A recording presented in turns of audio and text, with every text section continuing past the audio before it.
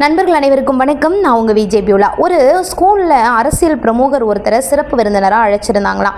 ஸ்டேஜில் அவரை பேச சொல்கிறதுக்கு முன்னாடி அவர்கிட்ட ஒரு 10 நிமிஷம் வெயிட் பண்ணுங்கள், மற்ற மாணவர்கள்லாம் தயாரானதுக்கப்புறம் நீங்கள் பேசுங்க அப்படின்னு சொன்னாங்களாம். ஆனால் அந்த பிரமுகர், எனக்கு இதுக்கு அடுத்த முக்கியமான வேலை இருக்குது, நான் உடனே பேசி ஆகணும், என்னை சீக்கிரமாக பேசுகிறதுக்கு அலோவ் பண்ணுங்க அப்படின்னு கேட்டாராம். அங்கே இருக்கக்கூடிய ஆசிரியர்கள் எவ்வளவோ அவர்கிட்ட சொல்லி பார்த்தோம், அவர்கிட்ட அந்த பொறுமையே இல்லையா.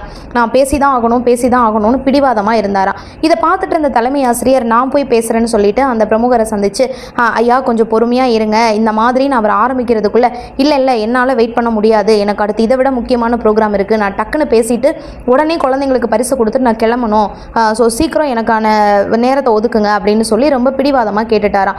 வேறு வழியே இல்லாத ஆசிரியர்கள் அவரை பேசுகிறதுக்கு அனுமதிச்சாங்களாம். இப்போ மைக்கில் அவர் கிட்டத்தட்ட ஒரு 1/4 மணி நேரம் பேசுகிறாரு. மாணவர்கள் மத்தியில் எந்த விதமான ஒரு அசைவுமே இல்லை, அதாவது அவங்க ரியாக்ட் பண்ணவே இல்லை இவருடைய பேச்சுக்கு.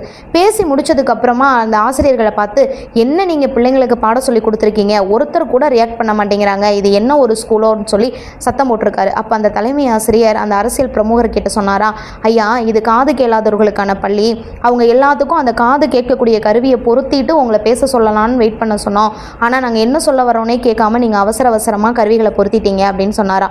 அரசியல் பிரமுகர் தன்னுடைய தவறை உணர்ந்து தலை குனிஞ்சாராம். இந்த மாதிரி தான் நம்ம கூட சில நேரங்களில் நம்மளை சுற்றி என்ன நடக்குது, இல்லை நம்ம என்ன ஒருத்தர் நம்மளை பற்றின வைக்கிற விமர்சனங்கள் என்ன அப்படிங்கிறத நிதானமாக யோசிக்க கூட டைம் இல்லாமல் டக்குன்னு வார்த்தைகளை விட்டுறோம். விளைவுகளை பற்றி யோசிக்காமல் கொஞ்சம் பொறுமையும் நிதானமும் இருந்தால் நிறைய குறைகளை தவிர்க்க முடியும். நன்றி.